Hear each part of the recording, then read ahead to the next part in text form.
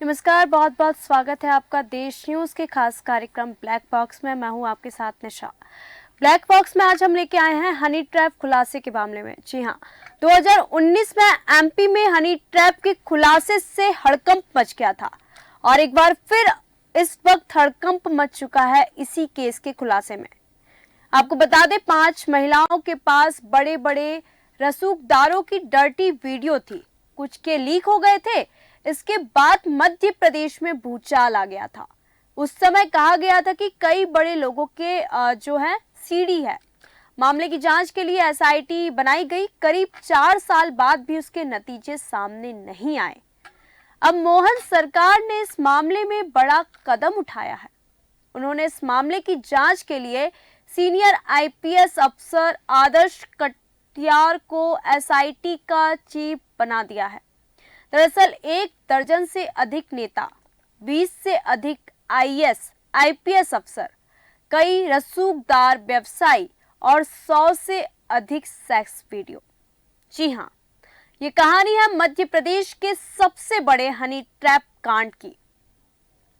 वर्ष 2019 में कमलनाथ के नेतृत्व वाली कांग्रेस सरकार के कार्यकाल में सामने आया हनी ट्रैप कांड एक बार फिर चर्चा में है और एक बार फिर सुर्खियों में आ चुका है। शिवराज सरकार के कार्यकाल में ठंडी बस्ती में गई हनी ट्रैप कांड की जांच की फाइल अब मुख्यमंत्री डॉक्टर मोहन यादव खुलवा रहे हैं। करीब 4.5 साल पहले सामने आए हनी ट्रैप कांड की जांच को नई सरकार आगे बढ़ाना चाहती है। इसी कड़ी में पूर्व में गठित किए गए विशेष जांच दल एसआईटी को नया मुखिया मिल चुका है।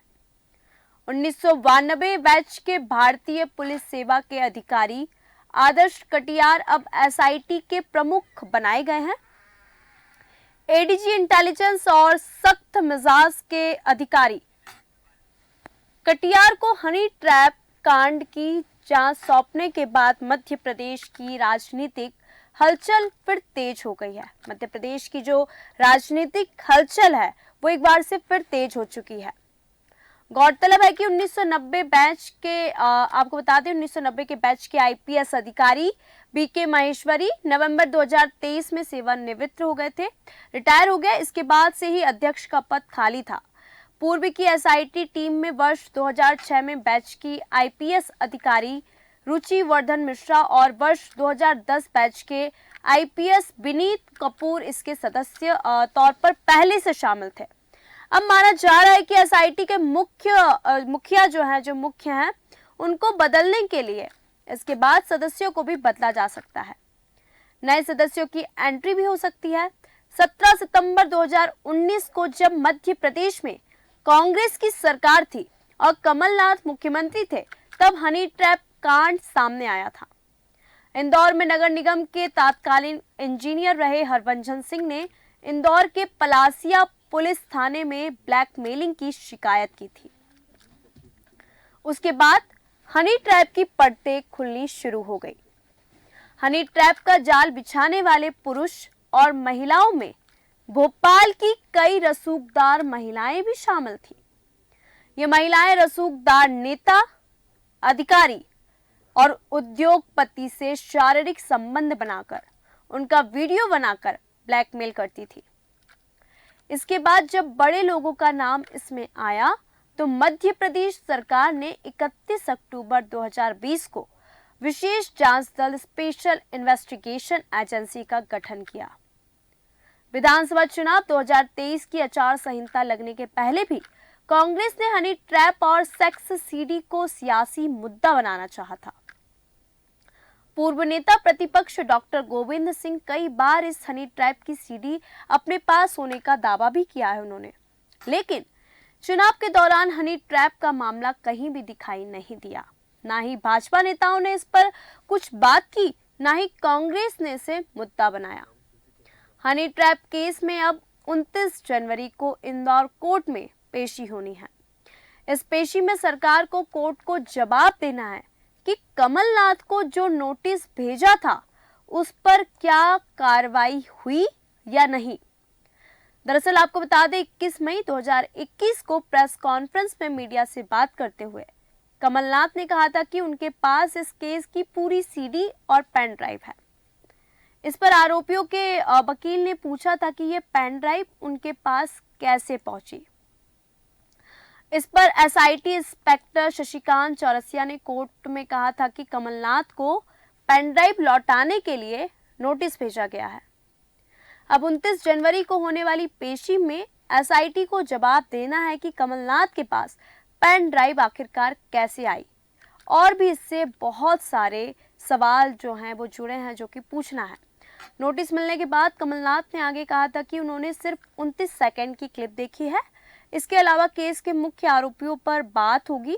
इसका मतलब है कि जांच में जो आरोपियों के खिलाफ सबूत मिले हैं उनके आधार पर केस आगे बढ़ेगा या नहीं, इसके बाद केस की पेशी शुरू होगी।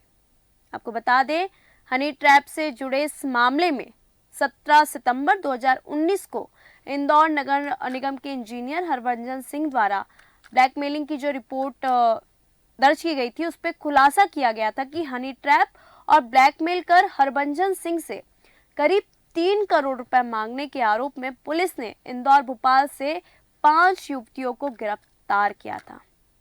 इन महिलाओं में आरती दयाल, मोनिका यादव, श्वेता जैन पति विजय जैन, श्वेता जैन पति स्वपिल जैन और बरखा सोनी सहित ड्राइवर ओम प्रकाश कोरी को भी गिरफ्तार किया है।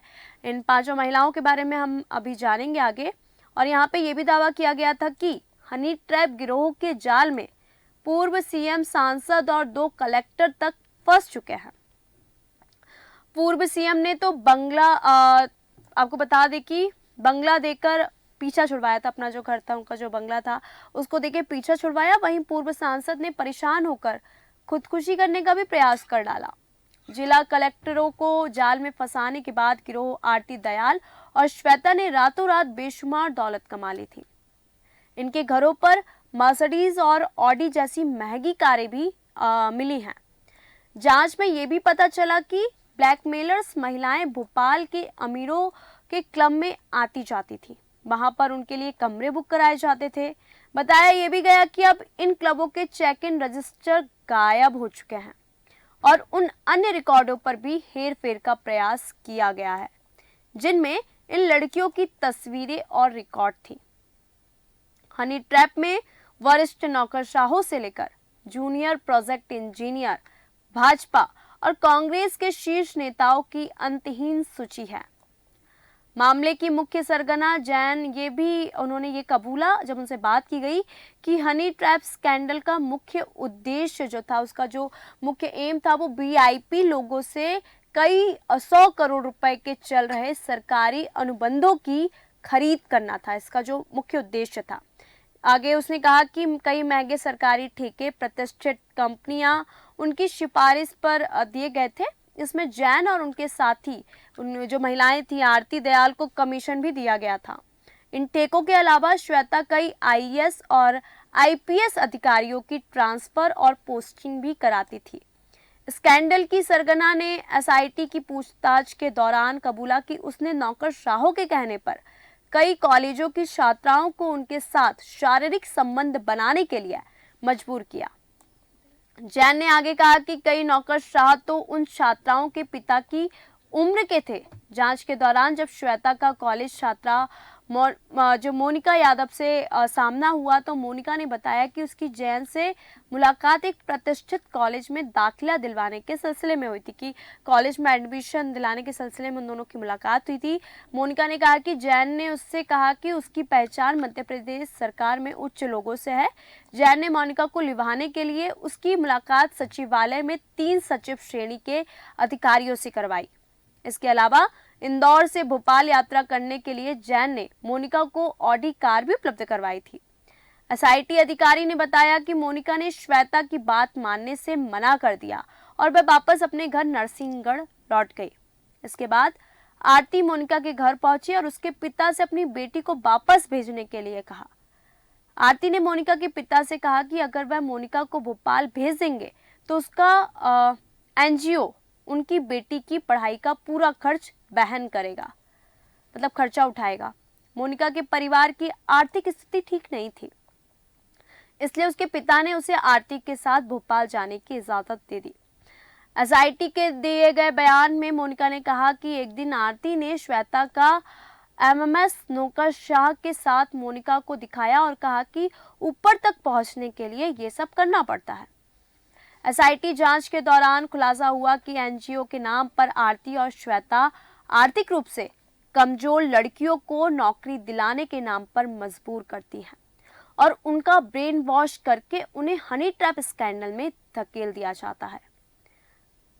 अपने बयान में मोनिका ने कहा कि अगस्त 30 को आरती और उसकी साथी रूपा उसे एक लग्जरी कार में लेकर इंदौर के होटल में पहुंची। यहां पर अगली शाम को सरकारी इंजीनियर हरभंजन सिंह, जिसकी उम्र थी 60 वर्ष, से मोनिका की मुलाकात करवाई।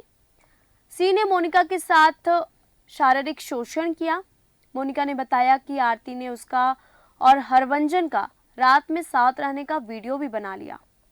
वीडियो के आधार पर श्वेता ने हरभंजन सिंह से 3 करोड़ रुपए की मांग की और मोनिका को धमकी दी कि अगर उसने अपने पिता को कुछ बताया तो यह वीडियो पब्लिक कर दिया जाएगा। इस मामले में इंदौर की एसएसपी रुचि वर्धन ने कहा कि श्वेता और आरती ने लड़कियों को जानबूझकर स्कैंडल में धकेला है। 40 कॉल गर्ल को हायर भी किया गया था। उन्होंने कहा कि पहले लड़कियों को ग्लैमर और लग्जरी लाइफ का लालच देकर 5 सितारा, जिसको कहते हैं 5 स्टार होटल, ले जाया जाता था, जहां पर उन्हें अधिक से अधिक पैसे मिलते थे। नेताओं और नौकरशाहों के साथ हनी ट्रैप में फंसाने के लिए आपको बता दें, कॉलेज की लड़कियों के अलावा श्वेता ने करीब 40 कॉल गर्ल को भी हायर कर के रखा था अपने कस्टमर के लिए, जिसमें मध्य प्रदेश के एक पूर्व मुख्यमंत्री भी शामिल थे, ऐसा कहा जा रहा है। ऐसे सूत्रों के हवालों से दावा किया गया। अब आइए जानते हैं कि आखिरकार जो ये 5 महिलाएं थी जिनका हम जिक्र कर रहे हैं, वो कौन है जिन्होंने मध्य प्रदेश के दिग्गज नेताओं और उच्च अधिकारियों की नींद उड़ा दी। वो 5 महिलाएं कौन ही? पहली महिला थी जिसका नाम है बरखा सोनी। बरखा सोनी वर्ष 2014 से देह व्यापार में लिप्त हैं। इसने अमित सोनी से दूसरी शादी की थी। अमित एनजीओ चलाते हैं, एग्रीकल्चर से संबंधित प्रोजेक्ट पर काम करते हैं। सागर की श्वेता जैन की संपर्क में आने के बाद बरखा की जिंदगी, जो उसकी लाइफ थी, वो पूरी तरह से बदल चुकी थी, पूरी तरह से चेंज हो गई। बरखा के पास कार, ऐशो आराम की तमाम चीजें हैं। नंबर 2 पे आती हैं आरती दयाल, जो कि भोपाल के सागर लैंडमार्क मिनाल रेसिडेंसी में साल भर से रह रही आरती के पास क्रेटा गाड़ी की मालकिन है। आपको बता दें, कथित तौर पर बताया जा रहा है कि आरती छतरपुर में भी करीब 10 लोगों को ब्लैकमेल कर चुकी है। 8 महीने पहले पति पंकज के खिलाफ छतरपुर के सिविल लाइन थाना में दहेज प्रताड़ना का मामला भी उनके ऊपर दर्ज हो चुका है। श्वेता विजय जैन, सागर भोपाल के न्यू मिनाल में रहने वाली श्वेता विजय जैन सागर की रहने वाली हैं। वर्ष 2015 में electrical and thermal insulation product की कंपनी शुरू की थी। पुलिस ने घर से 14.17 लाख नगद कैश बरामद किए। इससे सेकंड हैंड मर्सिडीज इसी साल जून में खरीदी है। इसके पास एक ऑडी भी है। नंबर 4 पे आती है मोनिका यादव। राजगढ़ पकड़ी 5 महिलाओं में से मोनिका यादव बीएससी की स्टूडेंट है। यह राजगढ़ की रहने वाली है, अभी 18 साल की ही है। पर कारनामे आप देखिए, कई आईएएस और कुछ नेताओं के पास इसका बेरोक टोक आना जाना है और ये मोबाइल फोन पर मीठी मीठी बातों और मैसेज से अफसरों को फंसाने में काफ़ी एक्टिव हैं। आरती ने इसे जोड़ा था, आपको बता दें, ये लड़की जो है इसको आरती ने जोड़ा था। और नंबर 5 पे आती है श्वेता जैन। जयपुर मध्य प्रदेश हनी ट्रैप कांड के तार राजस्थान से भी जुड़े हुए हैं। 5वीं आरोपी श्वेता जैन राजस्थान की राजधानी जयपुर की रहने वाली हैं। श्वेता भोपाल के रिवेरा क्षेत्र में रहती हैं। उसके पति को पार्टियों में अक्सर देखा जाता है। दोस्तों को काफ़ी ये ठग चुकी हैं और श्वेता के घर के पास ऑडी भी आपको खड़ी मिलेगी। तो हनी ट्रैप केस जो है वो फिर से सुर्खियों में आ चुका है। हनी ट्रैप केस में फिर से बड़ा खुलासा हुआ। हनी ट्रैप केस क्या है मध्य प्रदेश का ये सबसे चर्चित केस हनी ट्रैप कांड में अब जो है सबसे बड़ा खुलासा इस वक्त हुआ है और मोहन सरकार में इसके तार फिर खुल रहे हैं। और कौन अधिकारी इसके पूरे राज खोलेगा, कैसे सामने आएगा ये पूरा मामला। हनी ट्रैप में काफ़ी नेताओं के नाम उजागर हुए हैं, नेताओं के साथ साथ कई अभिनेताओं और अभिनेत्रियों के नाम भी उजागर हुए हैं। और 4 साल बाद फिर ये जो फाइलें हैं ये फिर खुल रही हैं और कई नेताओं के नाम इसमें लगातार सामने आ रहे हैं। और ये जो केस जो 2019 में आया था, इसमें कई लोगों के वीडियोस वायरल हुए थे। अब कितने किरदार हैं, किसने फंसाया और कौन फंसा, ये सब जानेंगे, क्योंकि 2019 में एमपी में हनी ट्रैप का जो खुलासा हुआ था उससे पूरे एमपी में हड़कंप मच गया था। ये सबसे चर्चित केस रहा था। 5 महिलाओं जो 5 महिलाएं थी जिनके बारे में हमने बताया, उन्होंने बड़े बड़े रसूखदारों के गंदे गंदे वीडियोस बनाए और फिर उनको ब्लैकमेल किया और रातों रात कैसे वो अमीर बन गई। और ये मध्य प्रदेश की भोपाल की ही अधिकतर महिलाएं हैं और इसमें कितने लोगों को जोड़ा गया, कैसे जोड़ा गया, ये तमाम जानकारी हमने बताई हनी ट्रैप केस की। हनी ट्रैप केस में आगे क्या खुलासा होगा, आगे क्या होगा, ये तमाम अपडेट, तमाम जानकारी आपको देंगे। जब तक के लिए देखते रहिए देश न्यूज़। नमस्कार।